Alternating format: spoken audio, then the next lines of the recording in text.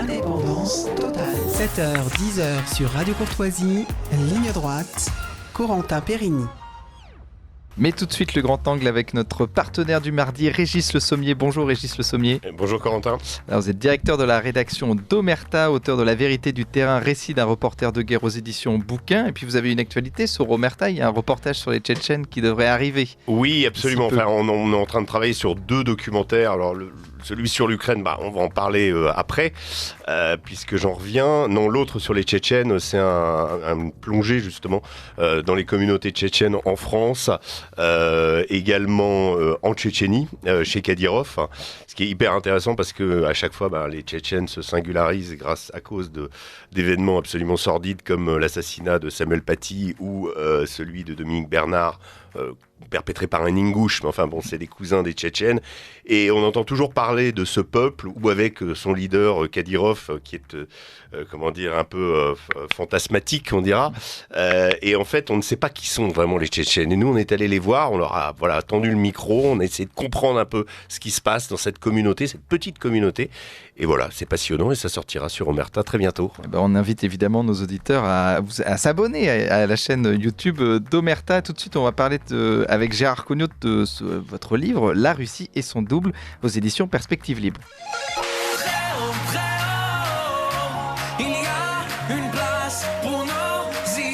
Vue de haut. Si la Russie est un rébus enveloppé de mystères au sein d'une énigme, comme le disait Churchill, elle porte surtout les contradictions d'un État-continent, ni d'Occident ni d'Orient. La Russie est un monde craint parce qu'incompris. C'est l'objet donc de votre livre, La Russie et son double. Gérard Cognot, je rappelle, vous êtes agrégé de lettres modernes, professeur émérite de l'université Nancy 2. Bonjour déjà, Gérard Cognot. Bonjour. Et vous revenez, vous, de Russie, et notre partenaire Régis Le Sommier revient, lui, d'Ukraine. Alors, c'est la première fois qu'on se voit cette année. Oui. Est-ce que vous pouvez nous faire... Qu'est-ce que vous avez fait en Ukraine pendant tout ce temps, Régis Le Sommier ? Écoutez, j'ai passé 15 jours sur le front de Bakhmout, Soledar, Bakhmout, donc dans le Donbass, avec une unité, un bataillon de volontaires de l'armée russe, ce qui m'a permis de constater plusieurs choses. Alors, si je peux un petit peu détailler, j'avais passé 4 mois, il y a 4 mois, j'avais croisé aussi ce même bataillon et j'ai constaté une chose assez terrible quand on parle, vous savez, on parle toujours des pertes sur le front, et en gros, 80% des gens que j'avais rencontrés en septembre sont morts ou ont été blessés au combat. Ils ont été blessés dans quelles conditions ? Quand les Ukrainiens ont commencé à pousser, c'est-à-dire à partir de la fin août, septembre, octobre, c'est-à-dire les derniers effets de la contre-offensive, notamment au sud de Bakhmout, et ils ont été envoyés à l'époque de façon pour colmater un peu les brèches du front russe qui s'était effondré dans ces endroits-là, ce qui était des pertes absolument abyssales. Ce que j'ai pu constater aussi, c'est le nombre de véhicules détruits. Alors ça, sur le front de Bakhmout, au nord, par justement ce qu'on appelle les casseurs de chars, c'est-à-dire ces bataillons d'infanterie qui manient le SPG, le RPG, etc., et qui ont été envoyés contre ces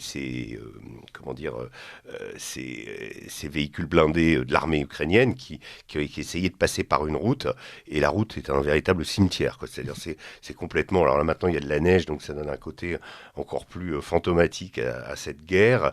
Il fait entre moins 15 et moins 17 tous les jours, et les combats continuent évidemment, mais de voir toutes ces carcasses de chars américains, de véhicules, des Max Pro, des Cosaques canadiens, etc., j'ai pu vraiment réaliser l'échec de la contre-offensive ukrainienne dans ce secteur. Je sais que ça a été le cas dans d'autres secteurs, mais là, il y a eu énormément de pertes aussi des deux côtés. Donc c'est une guerre où tous les jours, il y a beau avoir ces températures sibériennes, comme je viens de le dire, tous les jours il y a des morts, tous les jours il y a des combats d'artillerie, des duels d'artillerie, parce que c'est essentiellement ça. Le rapport feu est de façon écrasante en faveur des Russes. Je dirais que sur 10 obus qu'on entend tonner dans la campagne, il y en a 8 qui proviennent du côté russe et 2 du côté ukrainien. Donc si vous voulez, aujourd'hui l'Ukraine manque d'armes, on le sent très très bien.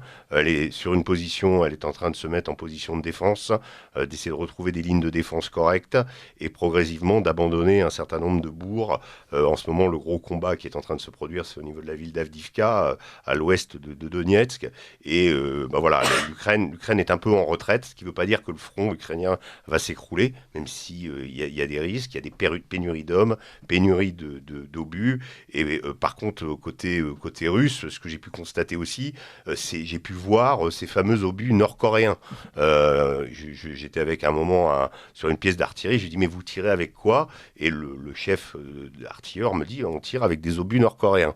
Alors est-ce que je peux voir comment ça fonctionne un obus nord-coréen? Alors c'est effectivement un peu la même chose qu'un obus de 152 russes, mais ils en ont en nombre et ils tirent quasiment qu'avec ça. Ça veut dire quoi? Ça veut dire que les Russes qui se sont mis en économie de guerre sont en train de fabriquer une quantité d'obus incroyable, mais que dans l'intervalle, il leur a manqué ce type de pièces d'obus et en fait les obus nord-coréens sont venus pallier à ce manque, ce qui n'a pas été le cas du côté ukrainien et la principale pénurie d'obus aujourd'hui du côté ukrainien c'est précisément du 152 mm. Donc voilà, donc si vous voulez c'est intéressant de voir, de constater ça et de voir qu'aujourd'hui quand vous avez un rapport feu comme ça, ça veut dire que la Russie est quand même tient le manche, c'est clair. Voilà. Alors justement, on reviendra là-dessus sur cette vision de la guerre. Mais alors vous, Gérard Cognot, vous étiez donc en Russie pendant plus d'un mois. Oui. Qu'avez-vous fait en Russie et quelle est la vision de la guerre des Russes? Ma femme est russe et moi j'ai été professeur de russe. Et depuis 50 ans, je travaille sur disons, la culture, l'histoire russe. Et nous avons un appartement à Moscou. Donc, en quelque sorte, nous sommes un peu chez nous en Russie. Et j'ai pu constater... Alors, ce qui me paraît intéressant par rapport à mon livre, si vous voulez, c'est que dans la première partie de mon livre, j'ai publié un journal de Moscou qui date des années 90. Et ce qui m'a paru intéressant, c'est de comparer l'état de la Russie aujourd'hui et celui que j'ai connu dans les années 90. Parce que j'ai un peu si vous voulez, j'ai eu une connaissance du régime de la Russie au cours de ces différents régimes, puisque j'ai enseigné le français dans les universités soviétiques pendant plusieurs années, à Almaty, à Odessa. Donc j'ai pu connaître ce régime, puis la période, disons, de démocratisation et de réforme sous Yeltsin, qui a été une période catastrophique pour la Russie, il faut dire, puisque la Russie a failli véritablement disparaître. Et donc je pense qu'il était important de montrer l'état de la Russie à cette époque, vu par un observateur, puisque j'ai raconté ce que je voyais, ce que je vivais à ce moment-là, au cours de l'année 96. En 98, l'État a été en faillite. On ne payait plus les pensions, on ne payait plus les salaires. Il y avait des millions d'enfants qui étaient abandonnés. Enfin, la Russie était dans un état vraiment catastrophique, et ce qui explique le discrédit de la démocratie en Russie, parce que les Russes ont vécu vraiment dans cette période une période d'autoflagellation par rapport à leur passé soviétique, le désir effréné de se démocratiser, de s'ouvrir à l'Occident, et le résultat a été véritablement calamiteux. Et donc, il y a un livre de Solzhenitsyn qu'on cite rarement, parce qu'on cite l'archipel du Goulag, on vient de le rééditer, mais il s'appelle « La Russie sous l'avalanche ». Il a écrit en 98, ce sont des reportages où il rend compte de la situation du peuple russe. Et il a compris que les gens étaient catastrophés, désespérés, et ils attendaient un sauveur providentiel seulement qui pourrait les tirer de cet abîme, parce que vraiment, à ce moment-là, la Russie, elle était d'abord colonisée, on peut dire, par les Américains. Elle était dominée, au pouvoir, il y avait des bandits qu'on appelle dans la loi, qui sont devenus les oligarques, qui se sont appropriés tous les biens de l'État, n'est-ce pas? Et le peuple n'avait plus rien, n'est-ce pas? C'était vraiment la pénurie. Et voilà. Donc c'est cet État que j'ai voulu décrire. Et puis j'ai ajouté des différents travaux que j'ai effectués sur des thèmes comme le cosmisme, Dostoïevski, dit Eisenstein, parce que j'ai beaucoup travaillé sur la culture russe, pour montrer, si vous voulez, c'est un peu une réponse à la russophobie ambiante qui s'acharne à discréditer la Russie sous tous ses aspects. Et on va en parler de votre livre « La Russie et son double » aux éditions Perspective Libre. Vous parlez de la démocratie, vous dites que ce n'est pas complètement adapté à l'esprit russe, qui est plutôt un esprit de vertical avec des tsars. Je voulais revenir avec vous, Régis Le Sommier, sur donc, l'Ukraine. On a reçu la semaine dernière Jacques Beau, donc, avec votre journaliste Jérôme Bénard. Lui, il explique que l'Ukraine a perdu la guerre, la Russie donc l'a gagnée. Vous étiez sur place, vous avez l'impression que l'Ukraine a perdu la guerre, et qu'en pensent même les Ukrainiens sur place? C'est très difficile à dire.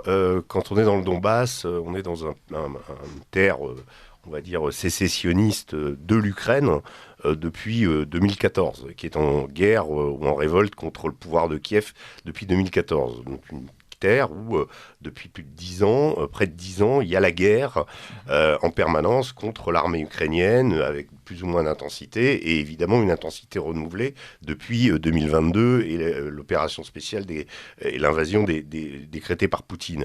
Donc la population du Donbass, c'est un mélange de civils et de militaires. Les deux sont intrinsèquement liés, ce qui est assez surprenant, ce qu'on ne connaît pas vraiment parce que assez peu de personnes ont accès à ce Donbass, c'est à quel point l'appareil militaire russe est imbriqué justement dans les structures civiles et dans les structures même industrielles, c'est-à-dire que les anciennes usines de charbon, de métallurgie, de sidérurgie, qui pour la plupart sont à l'abandon, même si certaines fonctionnent encore, sont aujourd'hui utilisées pour réparer par exemple les pièces d'artillerie, les chars, etc., à couvert, parce que la grande nouveauté et la grande crainte des populations civiles ou des militaires russes aujourd'hui, c'est la question des drones. Les drones, plus ou moins performants, avec plus ou moins d'autonomie et de capacité de frappe, peuvent justement regarder, observer, et on peut diriger des frappes ensuite sur certains. Donc on essaie de camoufler, et tout ça c'est camouflé dans le Donbass. Donc le Donbass en entier est utilisé pour combattre. Actuellement, on parlait d'Avdivka tout à l'heure, on se bat dans des friches industrielles, on se bat pour conquérir, vous savez, ce qu'on appelle des terrils. C'est-à-dire les terrils, c'est des petites montagnes de déchets de charbon qui parsèment le paysage. Tout le Donbass est complètement parsemé de ce genre de... Et ben, ça fait des positions en hauteur pour installer des pièces d'artillerie, et donc ça fait partie intégralement des spécificités du combat. Et quand vous allez dans les restaurants, nous on était dans la ville d'Alchevsk, mais à Lugansk et autres, la plupart des consommateurs, il y a les civils locaux, mais vous avez un tiers de militaires ou de gens appartenant à des brigades de volontaires ou autres qui sont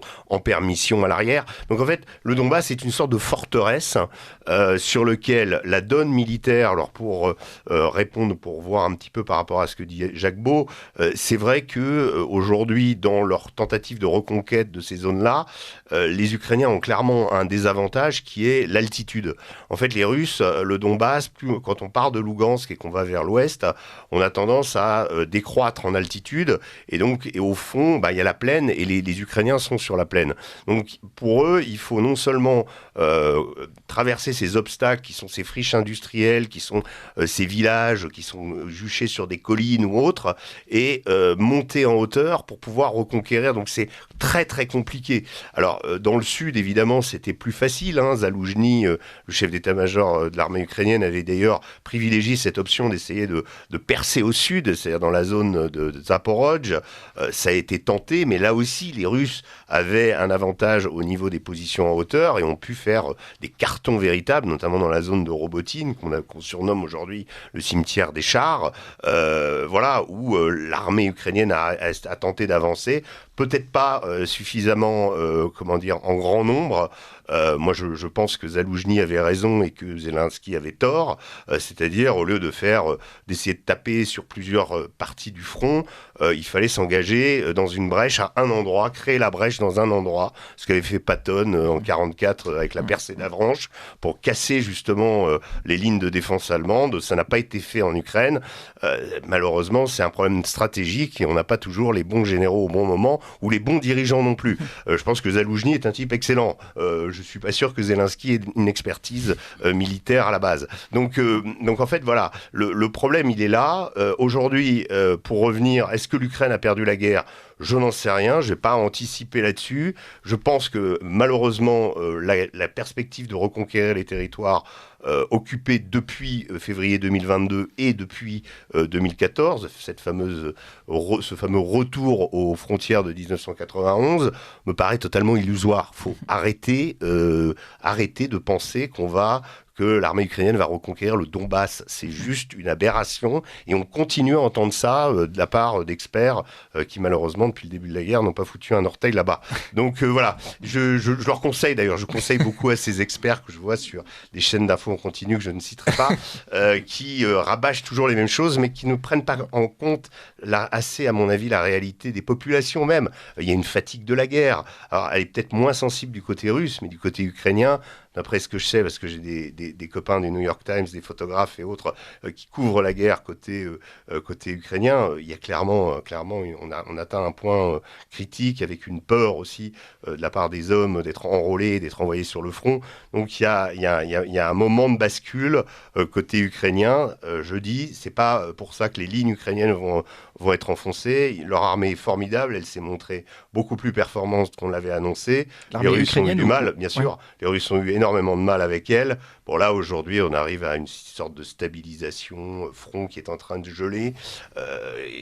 Quand on parle d'avancée, à chaque fois, ce sont que quelques kilomètres, quelques kilomètres carrés, voire des centaines de mètres de part et d'autre repris, avec toujours une tentation justement d'essayer de récupérer ces points en altitude, ces forteresses qui ont été érigées au fil du temps et qui peuvent peut-être faire changer les choses. Donc la vraie question pour l'Ukraine aujourd'hui, c'est de retrouver des lignes de défense cohérentes qui puissent tenir le choc d'une éventuelle offensive russe qui pourrait avoir lieu cet hiver ou au printemps.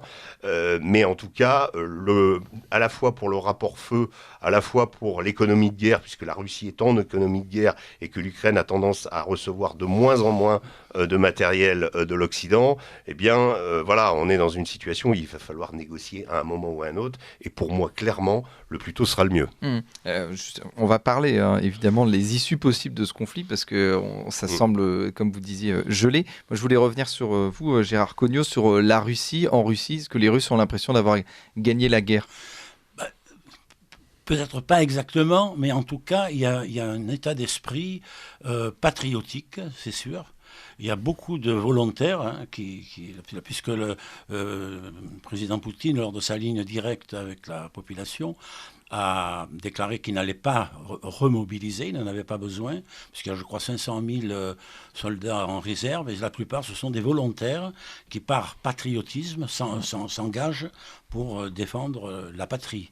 Je crois qu'il y a eu un tournant dans cette guerre, c'est-à-dire qu'au début, l'opération spéciale peut-être n'aurait pas eu vraiment l'assentiment, n'est-ce pas, vraiment de toute la population, puisqu'il s'agissait quand même d'un pays frère, etc. Mais je crois qu'à partir du moment où les Russes ont été conscients que lorsque l'OTAN est venue massivement à l'aide de l'Ukraine, la Russie a eu le sentiment d'être attaquée par l'OTAN et qui utilisait l'Ukraine, n'est-ce pas, instrumentalisait l'Ukraine, et donc c'était dans un esprit de défense, et ils ont rattaché cela à tout ce qu'ils ont connu dans le passé, c'est-à-dire toutes les attaques de l'Occident, n'est-ce pas, que ce soit Hitler, Napoléon, les Polonais, qui à un moment étaient au Kremlin, etc., enfin, toutes les Suédois, n'est-ce pas, dont les Russes ont successivement chaque fois battu les envahisseurs, et donc c'est une espèce de combat pour la survie existentielle de la Russie. Est-ce que c'est vrai ? Est-ce que ça correspond vraiment à la situation ? Ça, je ne saurais le dire, mais c'est l'état d'esprit des Russes. D'autre part, ce qui est quand même extrêmement frappant, c'est que l'état de la Russie, n'est-ce pas, l'économie qui est, on pourrait dire, en expansion. Si on voit Moscou est une ville magnifique, illuminée, qui a reçu pendant les fêtes des millions de visiteurs étrangers. Quand on compare, j'aimerais vous dire, l'état de Moscou et celui de Paris sous la gestion d'Hidalgo, la comparaison n'est pas en la faveur de notre capitale. Et donc cela correspond à un état d'esprit, et la confiance du peuple, vraiment, dans la majorité du peuple, dans la politique qui est menée par son président, qui sera sans doute réélu à une grande majorité au mois de mars, ça ne fait aucun doute. Donc il y a cette unité, ce sentiment d'unité, la confiance, et puis surtout ce qui fait, je crois, ce qui est la force de la Russie, c'est que c'est véritablement un pays qui défend sa souveraineté et son indépendance. Ce sont des réalités, ce ne sont pas des fictions. Alors que chez nous, la souveraineté et l'indépendance sont devenues des fictions depuis 1992, puisque nous sommes entièrement dépendants de Bruxelles, qui dépend de Washington. Donc tout ça est connu et su. Bon, c'est pas la peine d'insister. Mais donc c'est ça la différence, vous voyez. Et c'est que les Russes ont le sentiment d'être unis. Et puis d'autre part, Poutine a épuré la dette. Il y a pas de, il a presque remboursé aussitôt dès qu'il a eu l'argent du gaz et du pétrole. Il a remboursé presque entièrement la dette, alors que nous sommes sous une dette abyssale. Donc c'est ça, c'est la question de la souveraineté, de l'indépendance et de cette unité, si vous voulez, du peuple et de la confiance qui règne entre les gens et entre le peuple et son président. Je crois que c'est l'impression que j'ai eue. Et bon, alors évidemment, on ne peut pas juger de toute la Russie à partir de Moscou. Oui. Hein, parce que c'est une vitrine, ça a toujours été une vitrine. Mais enfin, c'est une ville vraiment luxuriante, magnifiquement entretenue par son maire. Tous les édifices ont été repeints, enfin, c'est flamboyant, enfin, il y a un air de fête. Et on n'a pas l'impression d'un pays en guerre, c'est ça aussi qui est paradoxal. Je n'ai pas eu l'impression d'un pays en guerre, on parle très très peu de la guerre, n'est-ce pas ? Ah oui, on parle très très peu de la guerre à Moscou. Il y a des informations, il y a des... Voilà, mais alors, dans le Donbass, on doit évidemment plus en parler. Et puis, plus on s'éloigne du Donbass, moins on parle de la guerre, oui, ça, c'est vrai. Et vous avez senti cette guerre de l'information aussi, parce qu'évidemment, tout le monde dit il y a une propagande d'un côté, de l'autre. Vous parliez des chaînes d'information aussi en France, et puis aussi, on parle d'une propagande russe. Vous avez senti qu'il y avait des... Comment sont informés les gens dans le Donbass ? Les gens dans le Donbass, ils suivent, je dirais, il y a une informatisation évidemment totale de la guerre. Ils ont leur portable, ils suivent l'évolution. C'est plus au niveau du terrain, parce qu'ils connaissent bien, évidemment, c'est leur endroit. Et puis, encore une fois, je vous dis, c'est un pays où on fait la guerre depuis 2014. Ça, on a tendance à l'oublier. J'entendais Emmanuel Macron nous parler de ces territoires. Oui, depuis 2 ans, il y a la guerre. Non, il n'y a pas la guerre depuis 2 ans, il y a la guerre depuis presque 10 ans dans le Donbass. Donc, c'est une habitude aussi. Donc la question de l'information en Russie, oui, évidemment, il y a des propos, faut quand même souligner que vous avez des chaînes où il y a un déferlement de haine anti-ukrainien, voilà, vous avez aussi quelques comiques chez eux, comme chez nous, mais la question, c'est que chacun va évidemment essayer d'utiliser la question en ce moment en Russie dont on parlait beaucoup, là, au moment où je suis parti, c'est les mercenaires français, les fameux mercenaires tués à Kharkov et l'implication de la France dans le conflit en Ukraine. Ça, c'est des choses qui vont agiter, qui vont faire beaucoup parler. Voilà, je pense qu'il y a propagande d'un côté et de l'autre, mais il faut arrêter d'imaginer qu'il y a propagande que d'un côté. C'est pas vrai, et on l'a bien vu, puisque nous, on a des chaînes entières d'infos en continu qui sont dédiées à la propagande ukrainienne en France. Donc voilà. On va continuer cette vidéo avec vous, Régis Le Sommier et Gérard Cognot. Ligne droite. Très haut, il y a une place pour nos idées. Vue de haut. Alors avec Régis Le Sommier, on parlait de la désinformation du côté ukrainien. Est-ce que vous, Gérard Cognot, du côté russe, vous sentez aussi qu'il y a aussi une propagande, aussi une sorte de désinformation aussi? Chacun a son point de vue assez tranché sur ce conflit. Oui, bien sûr, il y a des émissions, les fameuses émissions, disons, animées par Solovyov, qui réunit des intervenants d'ailleurs souvent de qualité, n'est-ce pas, qui analysent la situation. Mais je pense que, par exemple, quand je suis arrivé à Moscou, j'ai assisté à la ligne directe du président russe qui a parlé pendant 4 heures et quelques avec des gens qui avaient été un peu triés sur le volet, évidemment. Il y avait 67 questions auxquelles il a répondu. Évidemment, on a le sentiment que, par exemple, je n'ai pas relevé de questions. Je m'attendais à ce qu'il y ait des questions sur la rotation des soldats, qui est réclamé par les soldats eux-mêmes et par les parents, parce qu'ils sont vraiment épuisés par les combats, ils ont besoin de se refaire, et il y a une espèce ils se plaignent de ne pas avoir cette possibilité. Il y a de la part des autorités une volonté de freiner, peut-être de les laisser trop longtemps sur le front. Peut-être je me trompe, mais je n'ai pas relevé de questions, vous voyez, là-dessus. C'est une question un peu épineuse. En revanche, il a répondu sur beaucoup de points. Il a montré une grande maîtrise des dossiers. Il faut dire que Poutine est sur tous les fronts, n'est-ce pas? On a l'impression qu'il tient la Russie du matin au soir. Il y a des conférences, il a des rencontres avec des chefs d'État étrangers, des ministres, etc. Il parle avec tout le monde et il est ouvert au dialogue. Alors ça, ce qui est aussi très frappant, je crois, c'est que la Russie est ouverte, n'est-ce pas? C'est-à-dire qu'on peut sortir, on peut rentrer, les Russes eux-mêmes, et ils ont même libéralisé l'octroi des visas pour les étrangers. Ils demandent à ce qu'on vienne en Russie, n'est-ce pas? À ce qu'on voit sur place la situation. Ils y tiennent beaucoup.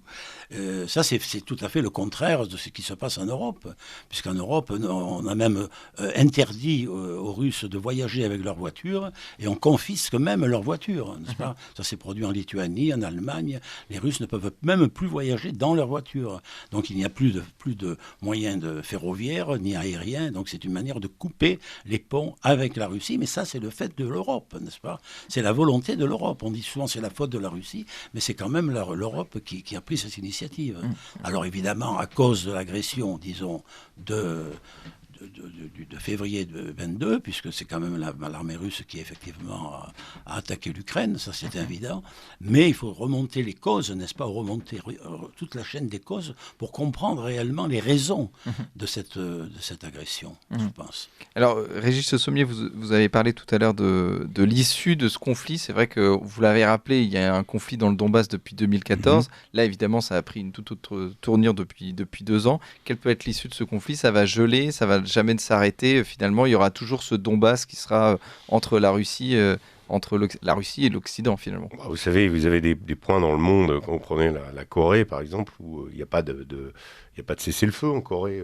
Depuis 80 ans, vous avez la guerre entre la Corée du Nord et la Corée du Sud. Vous avez ce qu'ils appellent une DMZ, c'est-à-dire une zone démilitarisée au milieu, et qui est plus ou moins respectée par les deux parties, avec de temps en temps Donc un conflit gelé peut amener justement à une sorte de statu quo, sans qu'il y ait forcément des garanties ni des négociations. Il serait mieux évidemment pour les deux entités qu'il y ait des négociations et qu'on aboutisse à quelque chose. Je ne sais pas quand est-ce qu'elles auront lieu. Alors par contre, je voulais revenir sur la question en ce moment. Vous parliez du problème des rotations et des soldats sur le front. Moi, ce que j'ai pu constater, c'est que la vie du soldat ou du fantassin de base, elle est extrêmement, extrêmement difficile.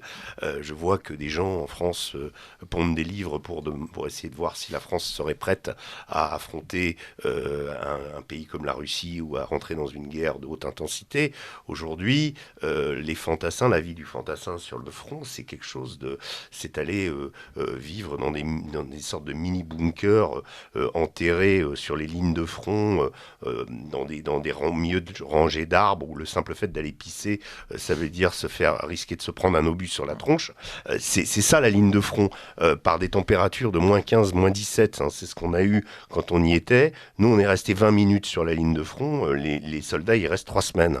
3 semaines de front et 1 semaine à l'arrière. Et quand ils vont à l'arrière pour se reposer, parfois ils ont la chance justement d'aller dans des villes comme Lugansk et autres, mais quand ils sont juste sur l'arrière, ils vivent dans des ruines. En fait, ils ont des moments les ruines, c'est les ruines de Soledar, les ruines de Bakhmout, vous savez, ces espèces d'immeubles calcinés qu'on a vus pendant la conquête de Bakhmout. Eh bien, aujourd'hui, c'est des villes de soldats, en fait, mais c'est en sous-sol, parce qu'il y a la menace des drones, donc les caves ont été aménagées par l'armée russe, c'est leur QG, les artilleurs ont mis leurs pièces d'artillerie dans les jardins à l'abandon, aujourd'hui sous des mètres de neige pour les camoufler au maximum, et ils sortent, ils ont leur position de tir, ils tirent et ils rentrent, ils courent. C'est ça la vie là-bas, et vous avez des hôpitaux en sous-sol, vous vous avez et puis on réutilise des appartements qui étaient des appartements de civils avant, où on essaye d'aller la nuit en faisant le moins de bruit possible, enfin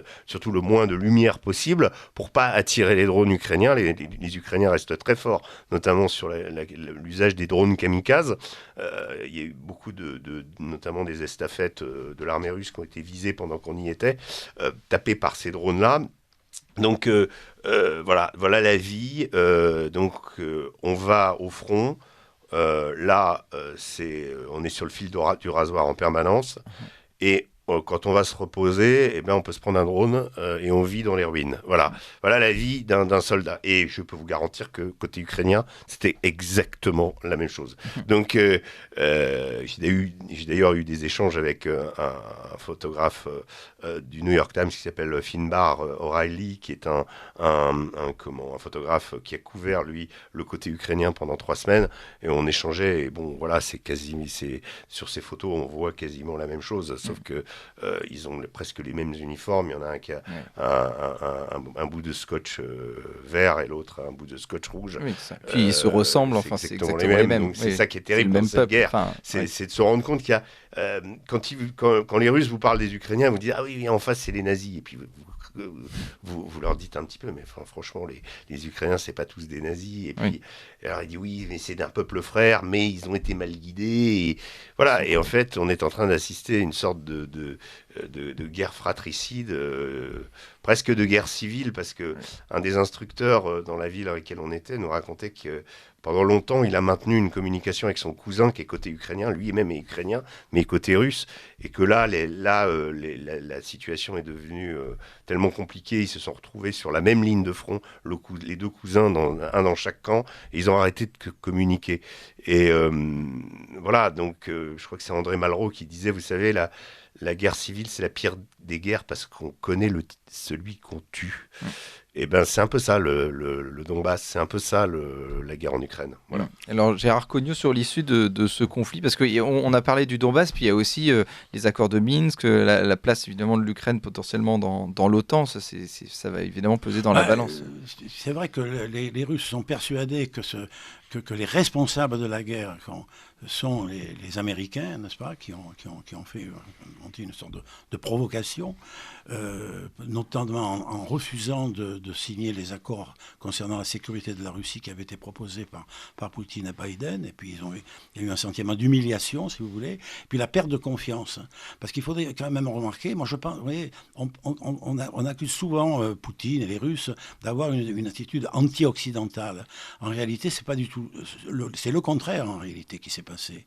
C'est-à-dire que la Russie, dans le désir de coopération avec l'Europe, dans son désir aussi de démocratisation, après la chute de l'Union soviétique, c'est vraiment s'attendait à avoir des relations non seulement normales, mais extrêmement fructueuses avec l'Europe. Et tout pouvait aller dans ce sens. Et puis ça a basculé, et on a brandi, n'est-ce pas, au sein de l'Union européenne, quand les pays baltes, la Pologne, etc., c'est-à-dire les pays vraiment anti-russes, par tradition, on peut comprendre aussi, parce qu'ils ont beaucoup souffert de l'époque soviétique, on brandit le thème de la menace russe, vous voyez, qui est un fantasme. C'est pas la menace russe comme si la Russie allait envahir toute l'Europe. Oui. C'est pas du tout ça.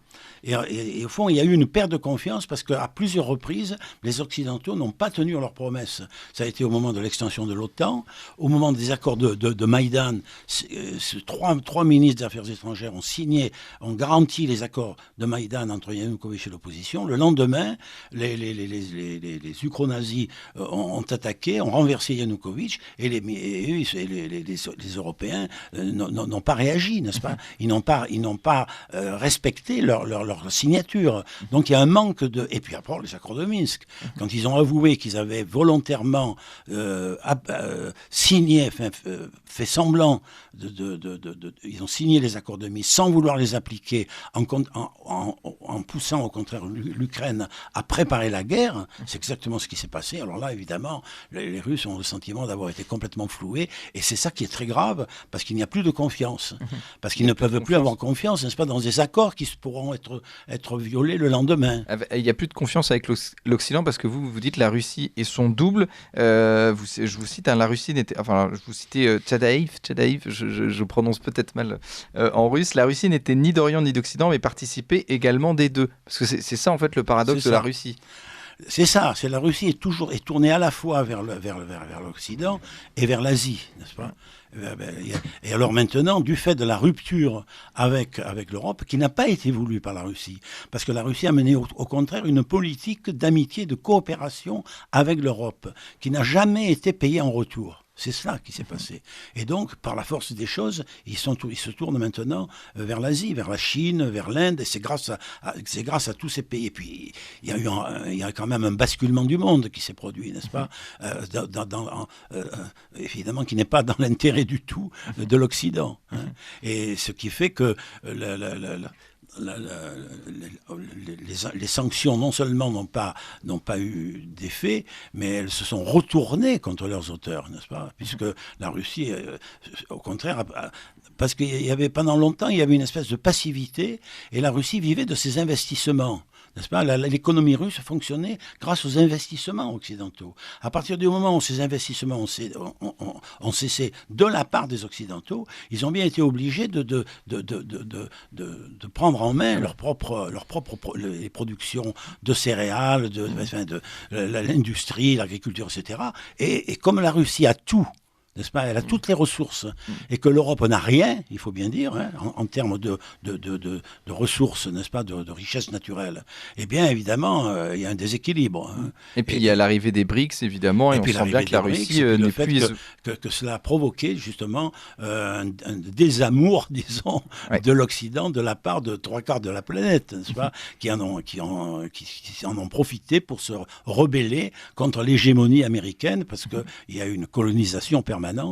Et donc aussi bien l'Afrique, l'Amérique latine, le Moyen-Orient. On m'a cité lors d'une séance, n'est-ce pas, en Arabie Saoudite, c'est assez hallucinant, lorsque l'Arabie Saoudite a refusé d'appliquer les accords qui étaient proposés par ce qu'avait proposé Biden pour faire baisser les prix du pétrole, n'est-ce pas, l'Arabie Saoudite s'est entendue avec la Russie, et un délégué de l'Arabie Saoudite, après la réunion, a dit aux Russes, votre victoire sera notre victoire, votre défaite sera notre défaite. Vous vous rendez compte ? Il y a une sorte de collusion comme ça entre des pays qui pourtant, à l'origine, étaient tout à fait... Disons, l'Arabie Saoudite était le principal allié des États-Unis. Oui, il y a un renversement d'alliance. Alors, vous parlez dans votre livre la Russie et son double, donc l'Orient et l'Occident, mais il y a aussi au sein même de la Russie, il y a une Russie, Régis Le Sommier, qui est plutôt libérale, plutôt tournée vers l'Occident, et une Russie conservatrice qui, elle, est plutôt slave, plutôt très orthodoxe. Oui, c'est d'ailleurs assez intéressant que cette guerre, vous savez... Je pense qu'on en conviendra, mais avant cette guerre, en termes de personnalité politique russe à l'international, on entendait surtout parler de Poutine et de Lavrov. En gros, c'était les deux. Et cette guerre a fait monter d'autres personnalités, alors plus ou moins avec des positions plus ou moins tranchées, notamment, je pense à Medvedev, par exemple, Douguine, ou des personnages qui ont des positions d'ailleurs ou traditionnalistes, ou certains seront plus libéraux, certains. Donc en fait, on se rend compte que en Russie, il y a une sorte il y a une société qui n'est pas figée ni unie, notamment dans. Alors, il y a quand même, on est quand même dans une autocratie assez marquée, avec une prépondérance aussi des services de renseignement qui existent toujours et qui exercent une emprise sur la société. Mais si vous voulez, ça n'empêche pas que dans des formes, je dirais, bien convenues, il peut y avoir des opinions diverses qui sont émises, avec toujours cette tentation. De toute façon, il y a deux tsars qui les symbolisent. Vous avez Pierre le Grand et Alexandre III. En gros, Pierre le Grand, c'est l'ouverture, et Alexandre III, c'est la fermeture.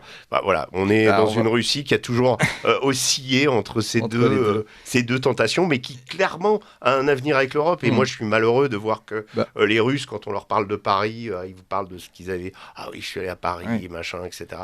Ça reste quand même, nous Français, on reste quand même on provoque une petite étincelle dans l'œil encore, qui est encore agréable, et j'espère que on pourra retrouver un jour ou l'autre des relations normales. Eh ben, on espère aussi. On va finir là-dessus. Je suis désolé, Gérard Cognou. On vous réinvitera évidemment pour parler de votre livre La Russie et son double aux éditions Perspective Livre. Mais merci à vous, Régis Le Sommier. Merci. Je rappelle, vous êtes directeur de la rédaction d'Omerta. Et puis, on suivra évidemment ce reportage qui devrait arriver sur votre chaîne YouTube d'ici peu. Merci à tous les deux.